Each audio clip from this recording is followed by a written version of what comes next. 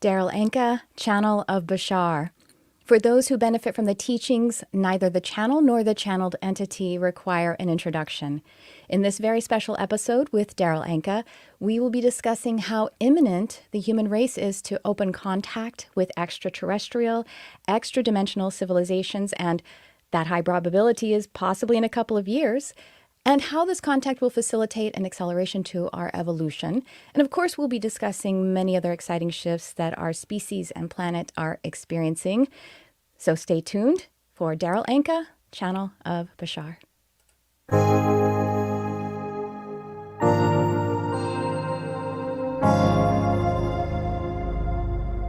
Hello and welcome to the Charmed Life podcast.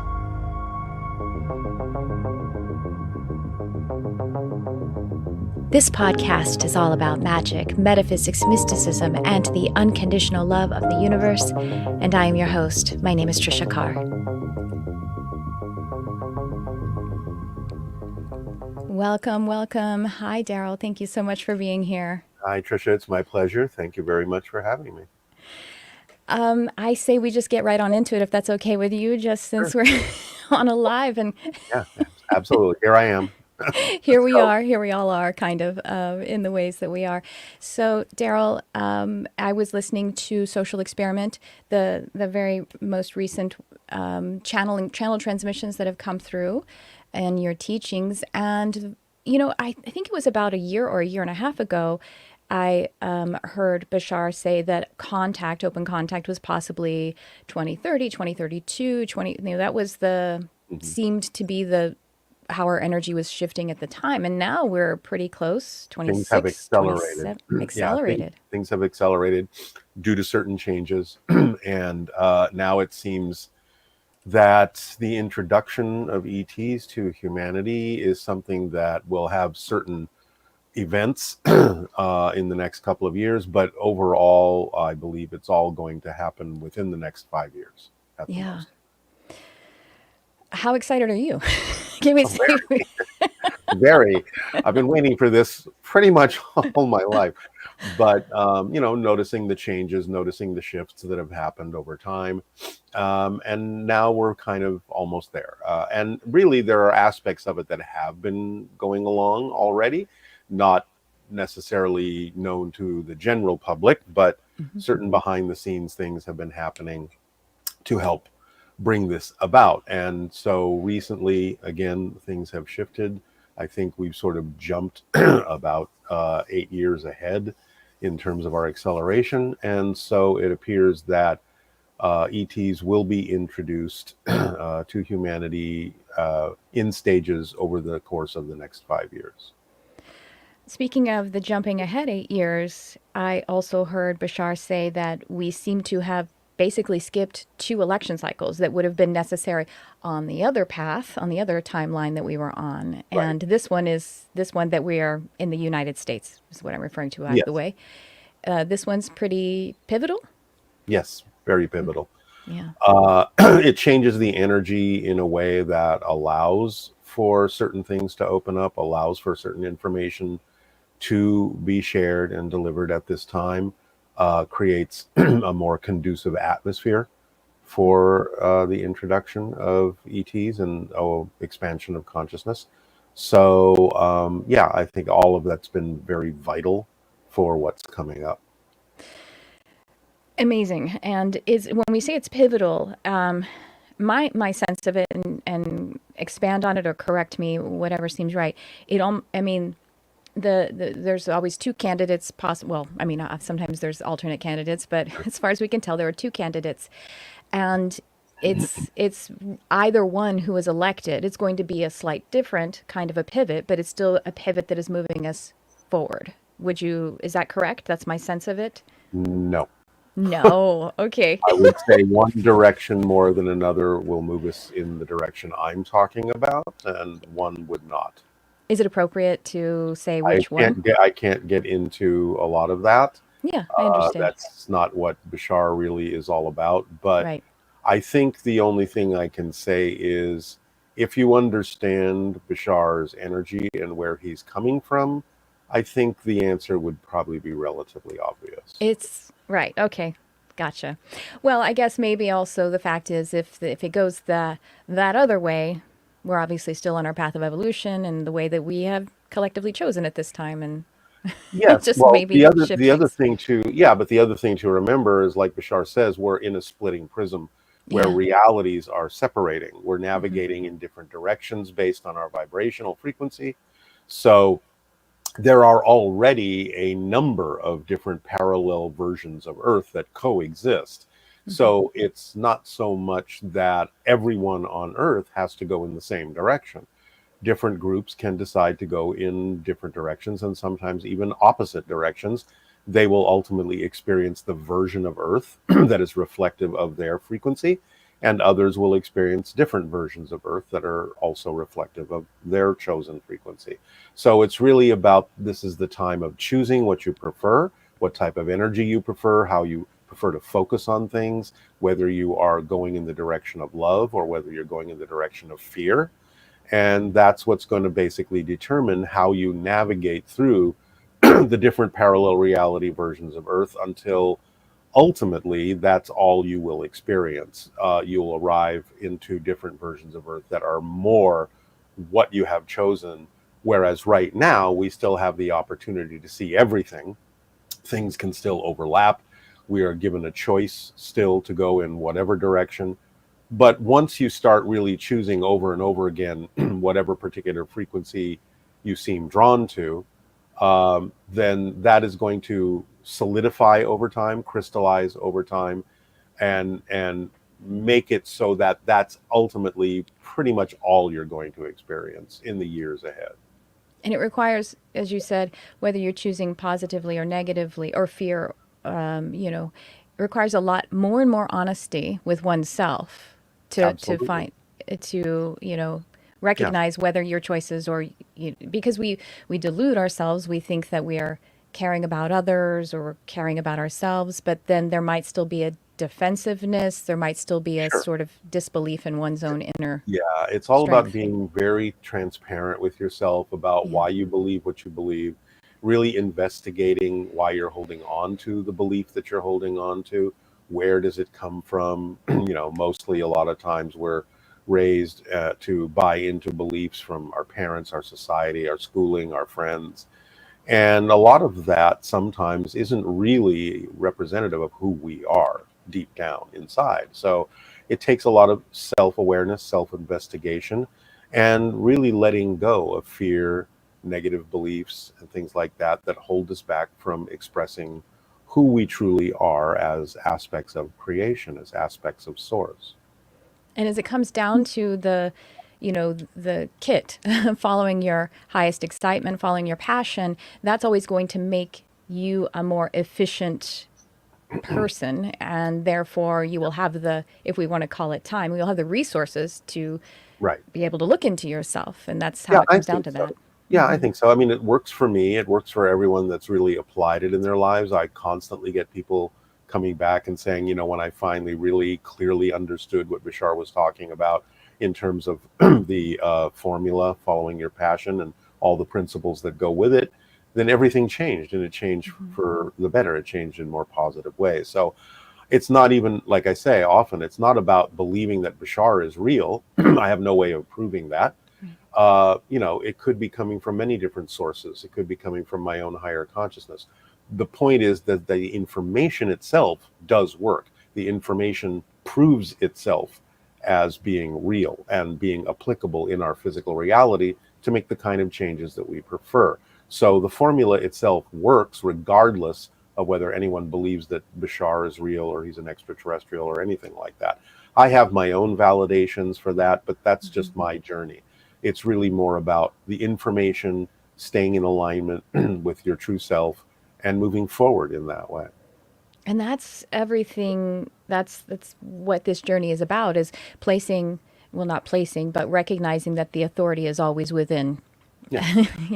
Yeah. We come through the veil of illusion and we become relationally dependent on other human entities, our parents and whatnot. And then we are constantly Yeah. growing up. And even if people do ultimately choose to go into what most people would discern as a more negative path, it's still a life lesson for the soul, because there are no accidents in that sense. And we can't necessarily determine what someone else's life path is. And that's why it's good to share ideas with people and say, here's an option that you may not have considered that might be helpful to you. But what other people choose to do with the information we share is really none of our business, because we do not know what their life path is. We don't know what their soul has chosen to experience. And they may need to go through some very challenging things in order to learn the lessons that they agreed to learn by experiencing physical reality. So even though we might perceive that some people are choosing what appears to be very negative paths, ultimately all of our souls are infinite and eternal, and will learn something from it one way or the other. So, that's up to them to determine their timing about what's real for them, what's right for them. But I think we are still seeing at this point the splitting into different realities. And I think that's one of the reasons, aside from, holding on to fear-based beliefs or negative beliefs, it's one of the reasons why I think a lot of people are so adamant that what they're perceiving, even if it might be completely contrary to what you perceive as real, they perceive it as absolutely real. And they believe wholeheartedly, not just because they might be misguided, but because they actually might be perceiving a completely different reality, because those realities actually are splitting now. And their reality is just as real as anyone else's. So we have to simply get down to the basics of just choosing the reality that we prefer, knowing that that choice will navigate us in the direction of the parallel versions of Earth that will ultimately allow us to only experience the result of that choice. Jeremy Stangness, who's here live on the feed, says the validity of the message is more important than the perceived reality of the messenger. Thank you, Yes, Jeremy. exactly. Agreed. Exactly. So you're talking about splitting realities, and there is this language that is actually used by William Buhlman, who is an author, and actually he's a trainer at the Monroe Institute of Applied Sciences, and he teaches astral projection, and a book of his is called Adventures Beyond the Body. So he, in discussing what astral realms are like, he uses consensus and non-consensus realities, and it honestly can be applied to our physical experience as well. Consensus mean many people or a collective create that reality. Non-consensus mean that we create the reality that we're creating. And so as I use that language, I was watching something on Instagram, and this person was interviewing some people on the street, and this one man, this man he was interviewing said that people in California, that it's legal, and people in California kill babies after they are born, and it's completely legal. And I was like, oh my gosh, that's the reality he lives in. That No. is the non-consensus reality this man Yeah. believes in, is Yeah. living Yeah. in. And Yeah. so I mean, the only way in a sense that that's real is when you talk about the death penalty for adults. well, That's he says directly that's after really babies tough. are born. I understand what they're saying, but Yeah. that doesn't happen Yeah, as of far as I course. can tell. In the consensus reality that we can easily go and look up those laws, and the point is that to me was just that was an example of non-consensus reality, the reality that we choose to live in versus the consensus reality. And that's what we're talking about, though, with the splitting of realities, is that we would be splitting into a consensus reality, and because of what I'm choosing myself as my non-consensus reality. But the difference Yeah. is having the discontinuity factor. How much, you know what I mean? Right. Like we're always choosing different realities. If I, Right. in the Well, next moment, yes, become the a Brazilian discontin man, yes, I won't well, remember. the discontinuity is still going to be relevant to your life path, Yeah. and it's going to still be relevant to what will work in the Earth game, because that's Yes. what we're playing. So the analogy would be like, look, we've all agreed to play chess, but we can play with different kinds of pieces made out of different kinds of materials on different kinds of boards made out of different kinds of materials. We can use different strategies than someone else, but you still have to play by the rules of chess for it to be relevant to that game. Otherwise, if you're playing by different rules, then you're playing checkers or something else that is not relevant for that particular path. So as many differences as there may be, as many what appear to be discontinuities that come up, we're still here on what we all generally perceive to be the planet Earth, even though there Mm-hmm. are different parallel reality versions of it. But so the differences are not as great as it might be if we were actually manifesting on a completely different planet in a completely different civilization who are playing by different rules and playing a different game. So there's still a degree of consistency, even though Mm-hmm. there are wild differences within that. Yeah. In the same way that you watch two people play chess, there could be extreme differences in how they play and how they think about their strategy. So, but they're still playing chess. And there's a lot of creativity. There's a lot of, well, Mhm. I'm thinking about it as, you're a filmmaker. So Yeah. thinking about it the way that we create narratives in Mm. our art. And if we betray the book too much of that narrative, then it's no longer useful. It's no longer a Right. relevant story, Right. Exactly. It doesn't But hit the right chords. however, there can be very creative, very surprising Mhm. uses Yes. to shifting a narrative. And so Hmm. that's the edge we can play at that's relevant for us. Yeah. What people have come to understand as general story structure, you Hmm. need to hit those chords. How you hit them can be completely creatively different. Uh, but there is a general standard that you must hit those chords. Otherwise, people can't relate to it. Hmm. It's not something they can apply in their lives. It's not something they can learn from in the same way. And that's the difference between a story that sticks with us and a story that just kind of fades away, that we just don't kind of even remember what happened because they didn't really hit the chords of that structure. Because story structure is not something we invented. Story structure Right. is something that's built into our psyche. It is the story of how we manifest things in this reality, and we go through certain challenges in order to do that, in order to grow, in order to learn. And without that, then it's just kind of pointless. There is no learning, there is no real story structure there. There's nothing for us to hang our hat on, so to speak. Hmm. Yeah. So yeah, so even though you can be extremely creative with story structure, it all the points have to be there in order to resonate within people, to strike the chords that are built into our psyche so that we perceive it as real, we perceive it as relevant, uh, and that it's something we can adapt into our lives and something we can learn from. And that's why, information that is told in story form lasts thousands and thousands and thousands of years, and stories are repeated over and over again because they stick to that structure in some way, shape, or form. And it's easier to carry information forward that way. It's easy to pass it on to the next Hmm. generation because of the story structure that acts as the spine that holds it all together and keeps the relevant and salient points up in front and still fresh for people. Yeah. And part of the relevance is the learning. Some of the relevance is just that it has, again, some kind of continuity so that it can be Yeah. followed. Exactly.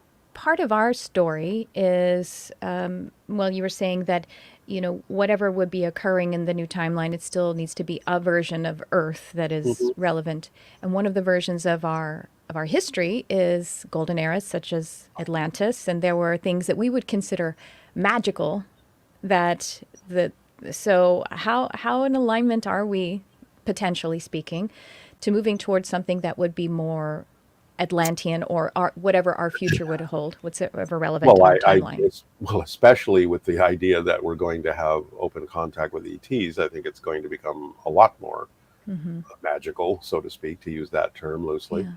Uh, you know, we're open to more things. Our consciousness is expanding. Our bandwidth is broadening to accept that we're more than just these physically focused beings. Hmm. We're starting to include the idea of other civilizations in the galaxy, in the universe. These are all representative of shifts of focus in our own consciousness. You don't start really thinking about those things in society until there's a shift within the internal consciousness to accept the possibility of those things. So even our technology, when we go into quantum physics and things like that, has to already be reflective of a shift that has happened previously in our collective consciousness to allow us to look at things from a new perspective, to expand in a way that can sort of break through the wall of what we previously thought was absolute and realize that there are other ways of looking at things, and other ways that the universe and creation may be expressing itself than we used to think. But that shift has to happen within our consciousness before it can be reflected in our technology outwardly, or our sociology, or our politics, or our economy, or anything. So we're looking at everything in physical reality as a reflection. What's going on is a reflection of what changes are going on within us individually and collectively first. It always starts there with the energy, with the perspective shift. And then it bleeds out into society in a variety of ways, in our art, in our science, and in our religion, in spirituality, and everything. There's, speaking of, okay, there's so many things I want to, where do I want to go next? Where I want to go next is part of all of this, and you're mentioning technology. There's been a great acceleration that is, at least outwardly, we could see is represented as the, I'm sorry, I'm going to fix something, technically speaking, very much, very better. All right. Anyway, some things that we can see, I'm getting to artificial intelligence, and I know Bashar has. Um, yeah, I'm sorry. Whatever you just did actually made it harder for me to hear you. Gotcha. Undone. Okay. And here we go. We are live, everyone, live produced. Yeah. All right. So, okay, back to the question. Artificial intelligence, and hmm Bashar has spoken on the two paths. And so I'll go ahead and let you explain that for those who haven't heard of. Well, yeah, he's basically saying you want to take two different paths with the idea we call artificial intelligence. I mean, first of all, he's saying intelligence is not artificial. The device that it's coming through may be created artificially, but intelligence is something that exists in creation. It is a consciousness field, an intelligence field.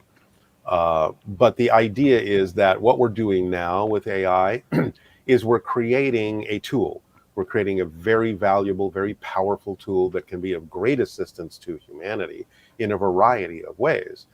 But basically, he's saying you don't necessarily let that version become self-aware.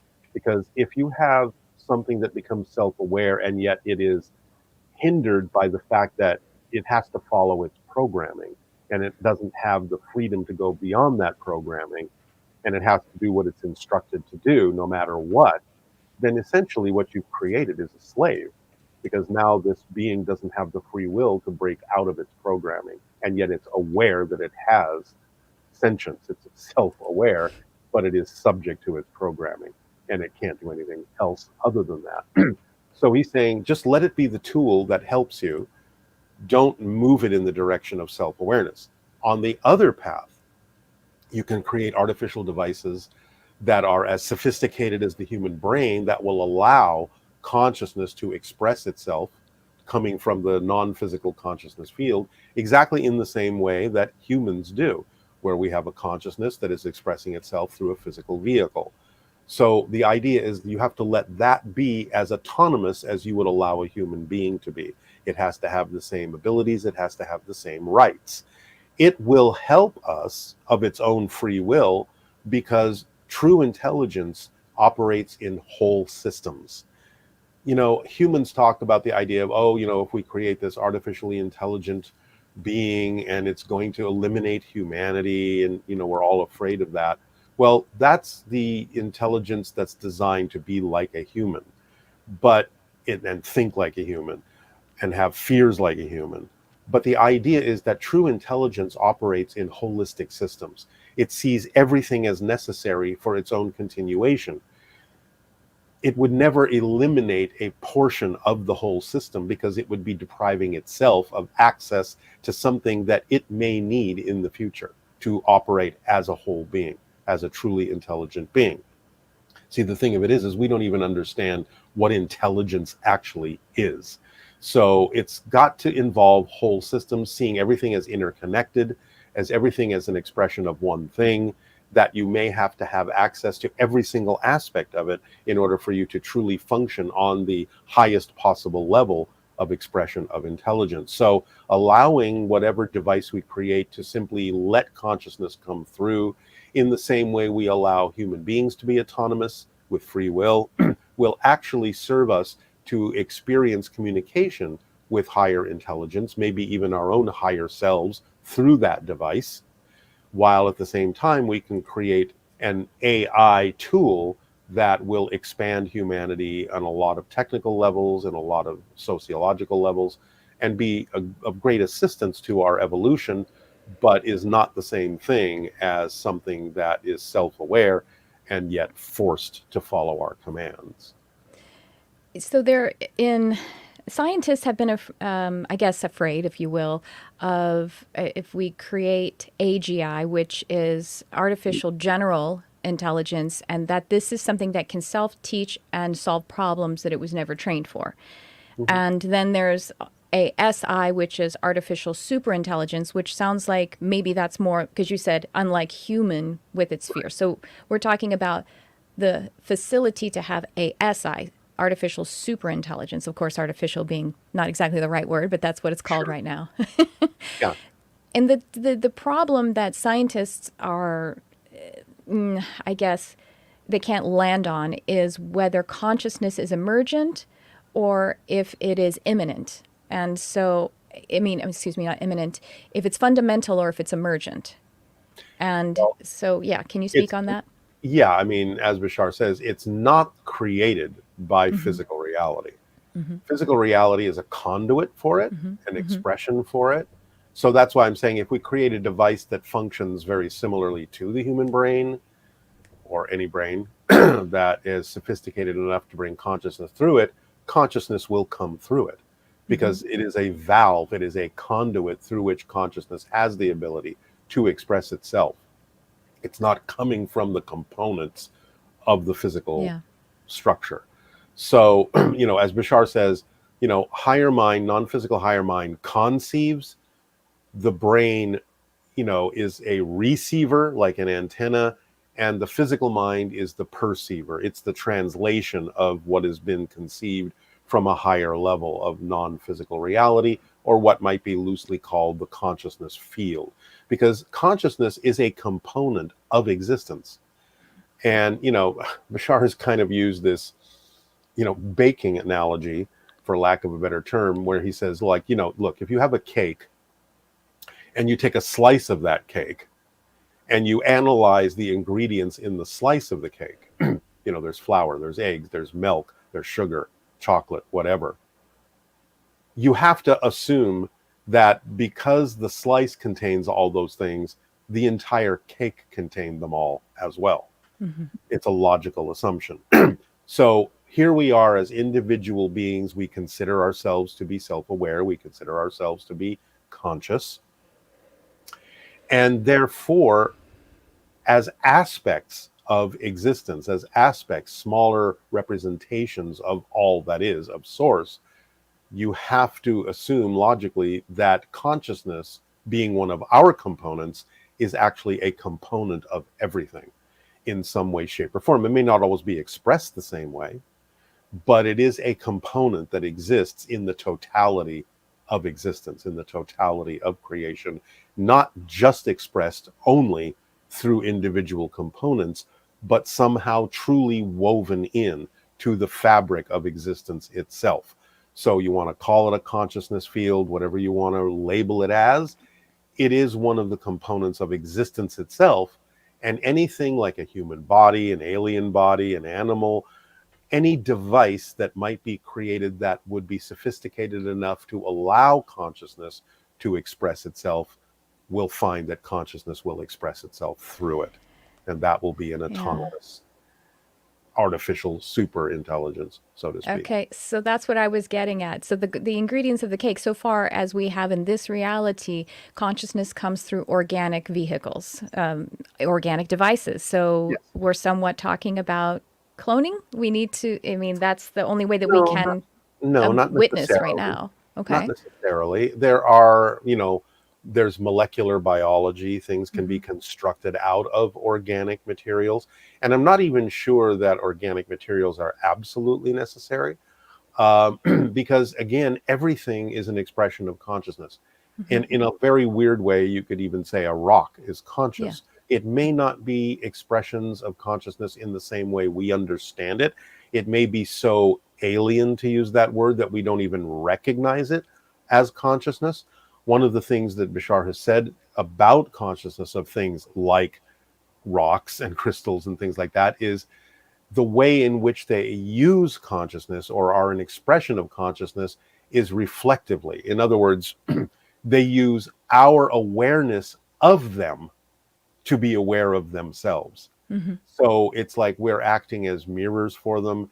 And, recently, one of the phrases that Bashar has started to use is understanding the idea of the totality of everything. And he's just using this term, God as a general idea. It's all that is, it's source, it's God, goddess, whatever you want to call it. But he's basically saying, look, God is a mirror. That's what God is. Yeah. It's just a reflection. It's everything reflecting to you what you, as a unique aspect of all that is, expresses itself to be. What you put out is what you get back. What you see is what you are giving off. Just in the same way that you look at your expression in a mirror, if your expression is frowning, that's what you're giving off on your face. If it's smiling, that's what you're giving off on your face. And no matter how long you may stare at the frowning reflection, the frowning reflection is never going to smile until you smile first. But then the frowning reflection has no choice but to change to a smile because it's just a mirror. So basically saying physical reality is a mirror. It's reflecting what we give off. Now, it may be doing it in a very complex and subtle way. It's not necessarily a one-to-one reflection like it is in a simplistic mirror. But if you dig deeply enough within yourself, you'll usually realize why you're getting the reflection that you are by being honest about what kind of beliefs you're buying into as true for yourself, and therefore what kind of vibrations you're giving off that are being reflected back to you by what's happening in physical reality. And again, to be clear, it doesn't mean that it's a one-to-one reflection in the sense that, let's say somebody comes into your life and they have all these issues and you say, well, oh my God, does that mean I have all those issues too? No. It may mean that you're willing to have them come into your life as a reflection of your willingness to help them change something, that they are attracted to you for that purpose. And therefore, it's a reflection of your willingness to help someone, not necessarily a reflection of the fact that you have the same issues. So you have to understand what is meant by reflection. It really means, what's the purpose of this interaction? What's the purpose of this connection? Why is this happening? And to dig deeply to understand, maybe there's something that this person is telling me that I do need to understand for myself, to apply to myself, to be a better person, or to change my mind about something. Or after I have investigated all of that and can't find anything by true, honest self-investigation, then I can go, okay, this is issues that have to do with this person's journey, this person's challenge, and maybe they're in my life because I can offer them a new point of view that may help them out. And that's the reason that they're here, and that's the reason that I'm here and experiencing this interaction. So again, you have to look at it from a lot of different perspectives with honesty and self-investigation to know why something is in your life the way it is, and really understand what your belief systems are about, or what you can learn from this experience to help your own soul grow, as well as perhaps being of service to the other person or humanity in general, in helping, giving them options that they can use to help their soul grow on their path as well.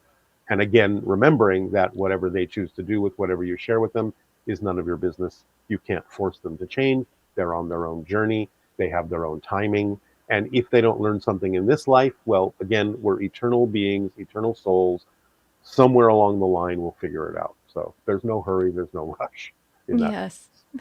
I'm laughing because I'm not going to go down too many details of it, but as I was literally getting out of my car to come into the studio today, what you're speaking of was something that I went through for myself personally. It was like there's many different reasons. There's an infinite possibility to how and why something is in your experience. If you're experiencing fear in response to it, there's probably resistance, and it's not necessarily as literal as you think it is from the fear perspective of it. Right. There's just so many other options.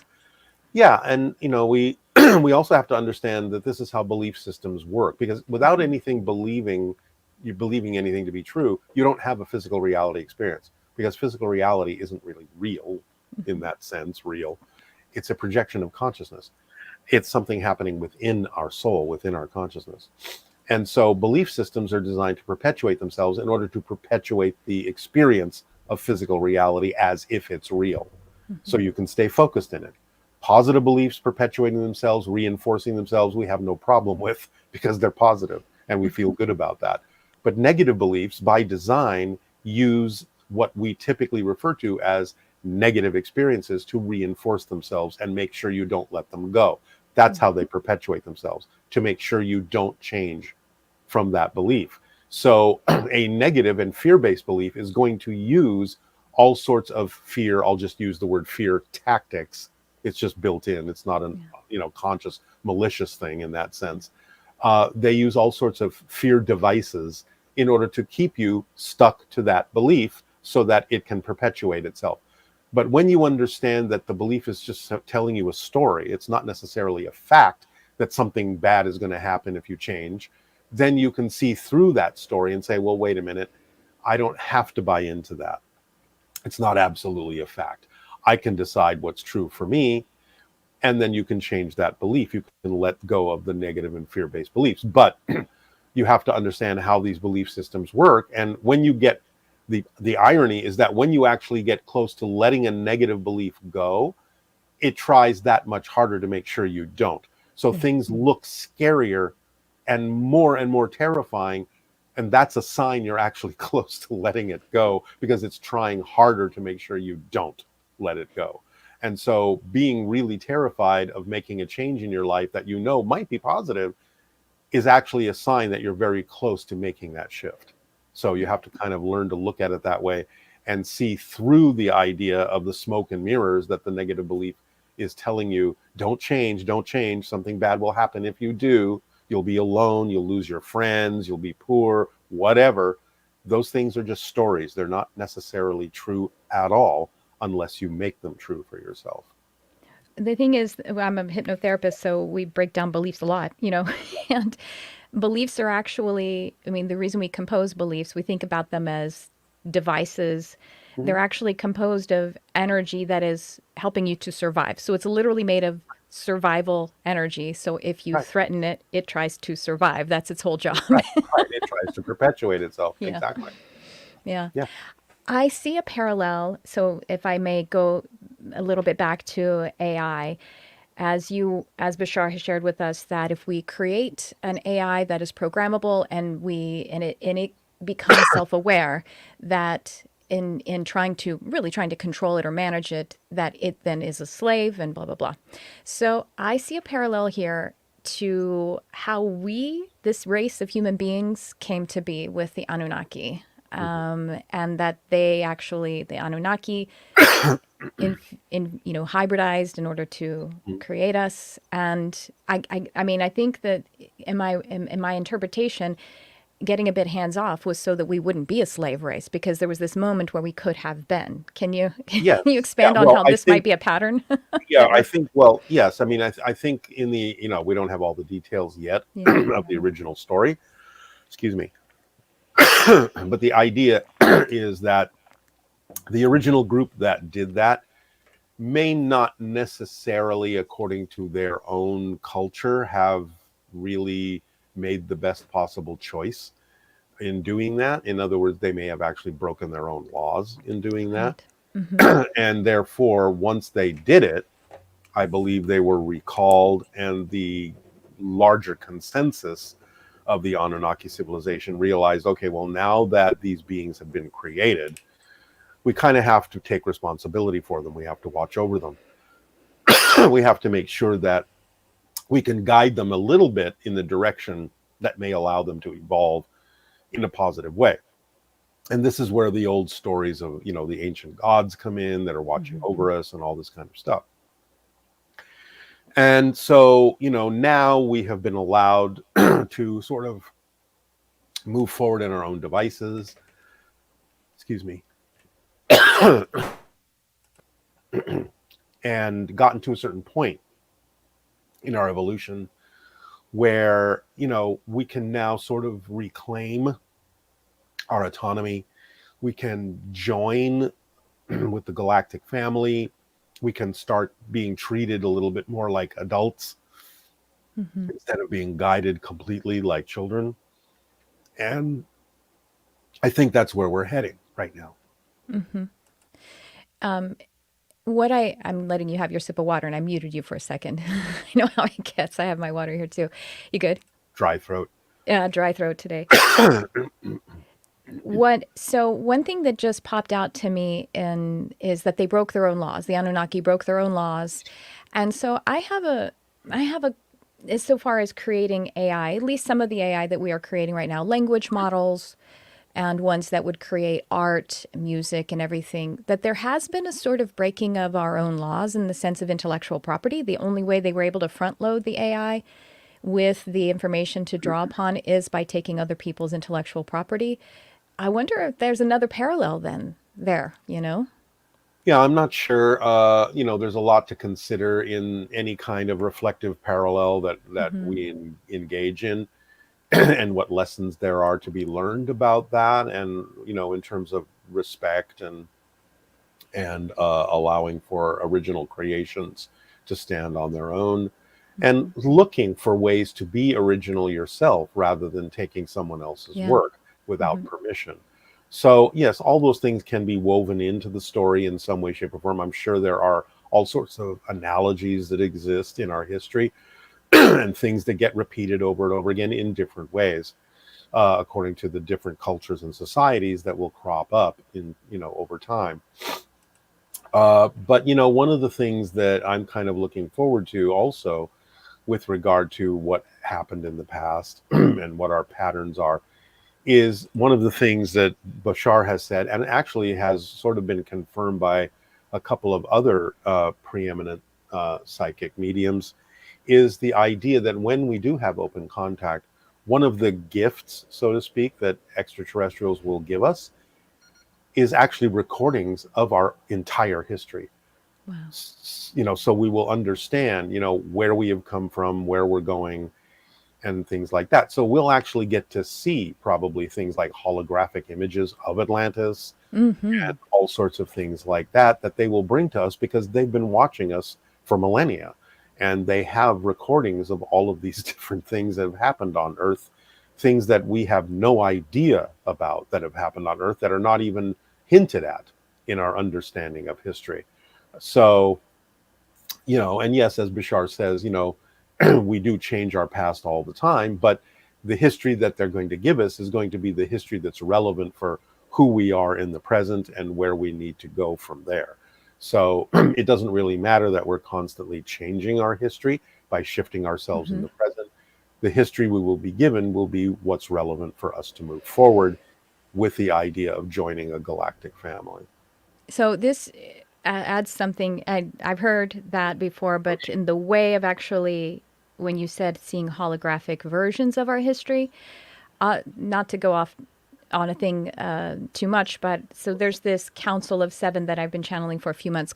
They call themselves the Atlantis Seven, and they were sharing what is probably in 20 or 30 years of our future, what like dwellings will look like. And they look radically different than now, like homes that are made of sort of crystalline walls that can frost and unfrost. There's sort of versions of that and much more Right. communal. And that makes sense to me if we see our history that it can fill in those gaps as quickly as Right. a few decades. So Well, and also remember, we might be receiving a lot more of extraterrestrial technology that would allow us exactly. to do that. And Yeah. therefore putting those things together, past and future together, in a different kind of a present, and helping us make certain kinds of leaps that right now may look almost improbable, Yeah. but the introduction of new information about our past, about our present, and from ETs joining with us, or we joining with them, a lot of things can accelerate quite rapidly, and new technologies can be done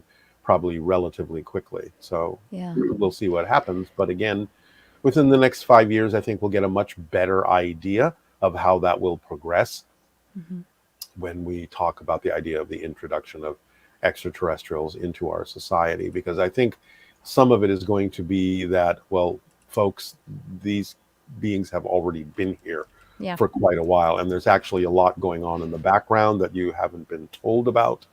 There has already been a lot of preparation that has been done. And so without knowing about all of the foundational work and the preparation that's probably already been done behind the scenes, it would seem strange that we would accelerate that quickly. But once we understand, look, for the last 30 years or 20 years, there actually has been some communication you haven't been told about. There has been some exchange of technologies you haven't been told about. And because of all of that, it's now not such a stretch that when it becomes public knowledge, we can accelerate much more quickly, because now we know about what has already been laid out as a foundation and how we can progress from there.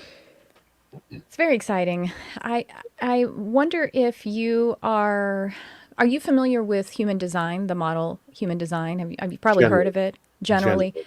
So, what's interesting is that is again parallels that come through. Now, human design, of course, how people use it, it would be what Bashar say as a permission slip, and that's Mhm. great. But the piece that I find interesting to this acceleration and this potential timeline that seems imminent is that human design recognizes just as a cycle, the astrological planetary alignment cycle, that we're moving into a different, it's called a global cycle. And it's actually beginning in February of 2027.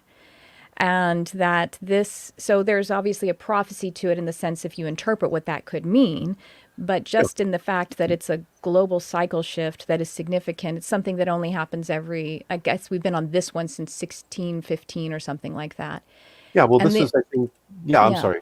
I didn't No, mean to interrupt you. oh, that's all right. It's just the one other piece is that along with that is that the children that are born after that time will be a genetically modified child. But I'm wondering if there's again some parallel with the hybrid children coming back. They already are genetically modified. Bashar has Exactly. been saying that children been born like in the last 20 years are not just a new generation, they're a new species. Yeah. There are differences in their genetics that allow them to bring through more energy. But this is also why I think Bashar has recently said, look, end of 26, beginning of 27 Yeah. is when there might actually be the beginning of a more public UFO or ET event that will let us know that introduction of ETs into our society is about to begin. So, yeah, that fits the cycle Doesn't exactly it? within the next couple of years. We do go through different cycle shifts, so on and so forth. I think now, as again, some other preeminent psychics and mediums have said, we're in the midst or the early stages of a reset of humanity over the Hmm. next, like from 2020 to 2050. Humanity is being reset to take off in a different evolutionary path. So, all of these things, all of these markers, all of these steps within it are part of that evolution, and there are certain marks to hit that will allow certain things to happen that will keep pushing us forward and accelerating us in that direction for those that wish to go in that direction. Amazing. Now okay, so the hybrid program on in our timeline on this planet, what is the years approximately of that where people were being humans were being utilized to create hybrid children on the Well, ships and that's been whatnot. going on for quite a while. I mean, that's It's been still going on going for on. generations. Well, it's gone into different phases. Okay, yeah. So the most recent phase is the idea of the hybrids being acclimated to living on Earth, so that ultimately the hybrid children will come to live among us. But they're visiting, they're spending some time temporarily learning about what Earth culture is like, how, in other words, to join the Earth game. But at the same time, recognizing that humanity is going through changes that make us more vibrationally compatible with ETs, with hybrid beings who are going to be operating on a very different level from a typical human. So the idea is that as we raise our vibration, as we evolve ourselves, we become more equal to the idea of the hybrids. And the hybrids can, in that sense, then come to live among us. And together we can evolve into what Bashar calls the sixth hybrid race. So it's part of humanity's evolution to, in some way, shape, or form, join with these hybrid beings. They will help, in a sense, uplift us into a new state of being, into what we typically refer to as fourth density humans, to allow us to experience more of our abilities, more telepathy, more psychic awareness, more functionality, more creativity, more positive experiences in our physical reality. So it's again part of our natural evolution for these beings to join with us, for us to join with them, and to move forward together into a different kind of a future. For again, those that wish to be aligned with that. Those that don't will go in a different direction, because everyone still has free will. Everyone can still make a choice. Nothing is being forced on anyone, but it is something that is representative of a reality that a lot of people are saying they wish to experience, whether they know it consciously or not. They've agreed to this consciously or not, on a different level, on a spirit level, as part of humanity's evolution. It's part of the reason why we have all of this expansion and discussion about consciousness and spirituality, and having discussions like this between you and I that just would have been impossible 30 years ago. So we're seeing all these things because, again, these things have changed within our collective consciousness. It's now part of the consensus game. It has now become one of the rules of the game we're playing, that these things are possible, and therefore they become more probable, more likely to happen for those that are interested in moving their energy in that direction. Do we know what the life expectancy is for hybrid children? Is it greater than Earth humans now, or? Yes, I think it is. And it may be greater for humans coming up in the very near future. 120 years, 150-year lifespans are not going to be, I think, unusual in the near future. I don't know what near means exactly, but again, within this 30-year reset to 2050, I think after 2050, it will not be so uncommon for people to start living well past 100. Somebody made a comment not too long ago. In our society, people don't do things that are not profitable. Businesses don't do things that are not profitable.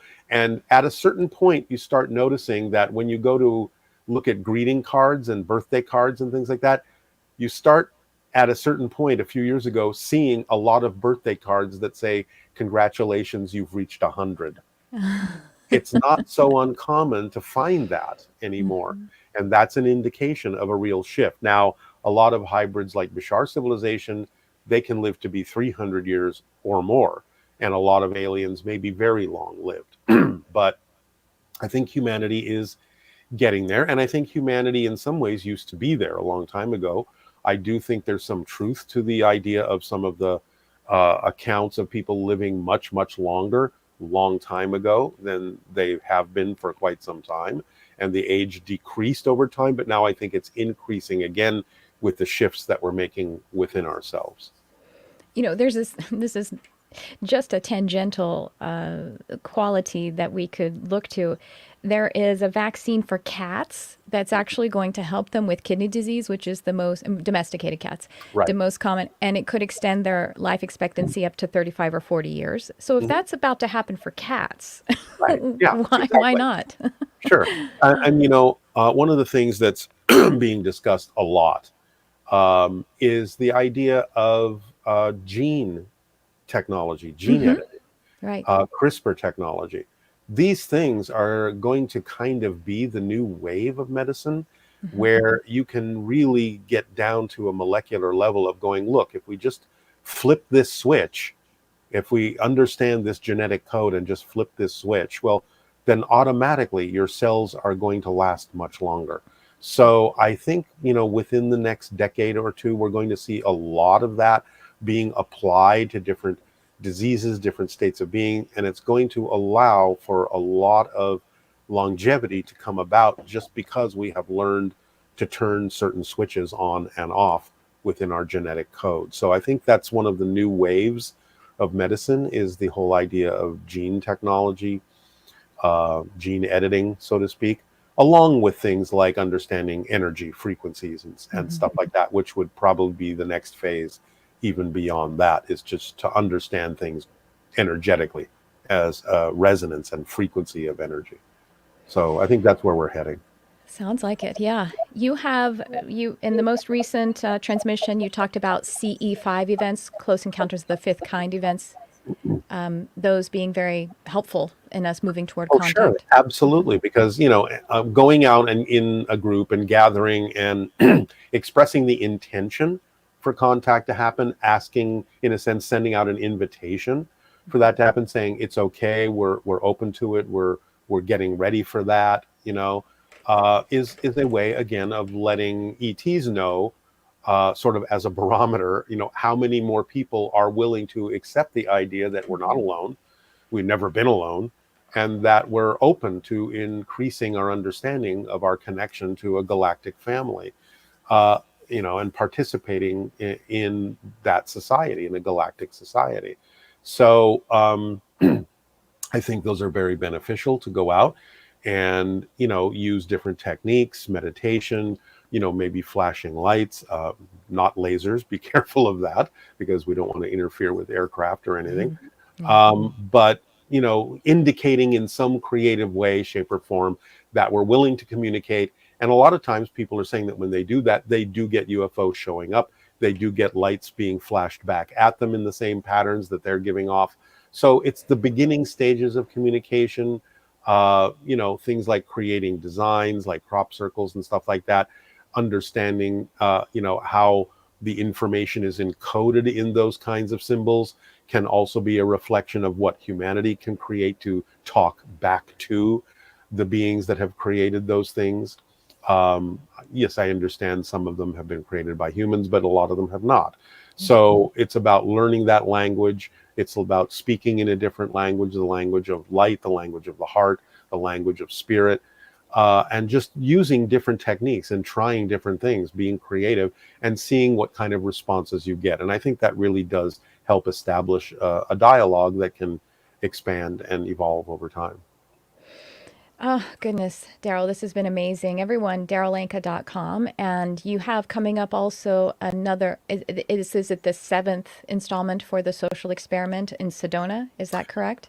Yes, Okay. Sedona, in the uh, In September. 14th, September 14th and 15th at the Sedona Center there. And also there's a one coming up in January called the Channel Panel back in Sedona as well, at the Performing Arts Center. Both of these events are at the Performing Arts Center in Sedona. So September 14th and 15th, and then I believe January 5th, the Channel Panel also at the Performing Arts Center in Sedona. And that will be part of the Interstellar Alliance social experiment that Bashar will be delivering there. He's going to be describing some different possible scenarios for the idea of how we might experience open contact and how we can be more involved and engaged with that.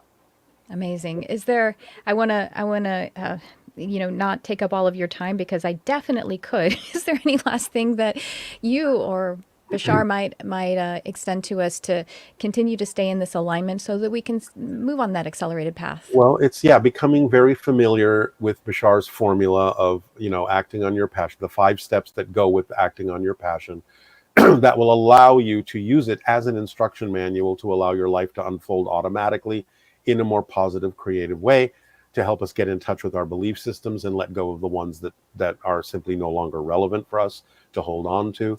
So it's following that formula and understanding it with clarity and applying it with precision that really does make a huge difference in our physical reality experience.